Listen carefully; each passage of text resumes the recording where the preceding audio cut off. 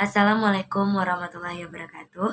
Perkenalkan, saya Rara Ramuri dengan NIM 242311139 dari Prodi Pendidikan Ilmu Pengetahuan Alam kelas A.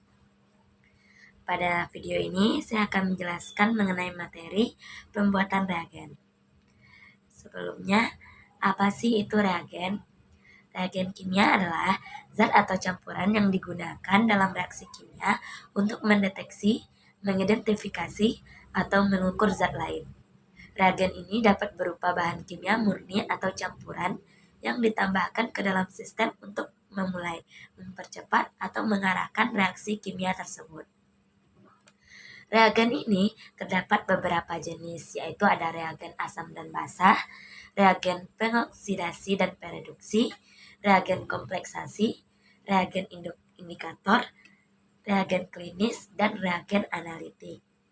Larutan terdiri dari dua komponen, yaitu zat terlarut dan pelarut. Kelarutan suatu zat dipengaruhi oleh banyak faktor, seperti sifat terlarut, pelarut, temperatur, dan tekanan.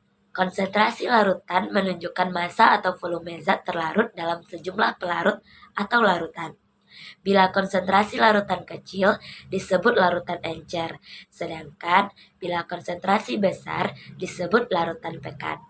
Konsentrasi zat terlarut dalam larutan dinyatakan dalam beberapa satuan, yaitu normalitas, molalitas, persen berat, persen volume, fraksi mol, ppm, dan dalam pembuatan reagen ini yang akan dibuat adalah molalitas, dan ppm serta persen berat.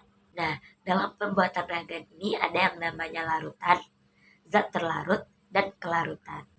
Pelarut adalah zat yang digunakan untuk melarutkan zat lain, sehingga membentuk larutan. Pelarut biasanya ada dalam jumlah yang lebih banyak dibandingkan zat terlarut. Contohnya, dalam larutan air gula, air adalah pelarut. Dalam larutan air garam, air adalah pelarut. Kelarutan adalah jumlah maksimum zat terlarut yang dapat larut dalam jumlah tertentu.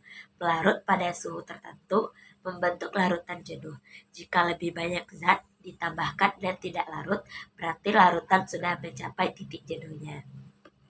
Contohnya, pada suhu 20 derajat Celcius, sekitar 357 gram NaCl dapat larut dalam 100 ml air, membentuk larutan jenuh. Jika lebih dari 357 gram NaCl ditambahkan ke dalam 100 ml air pada suhu tersebut, sebagian besar garam tetap tidak larut.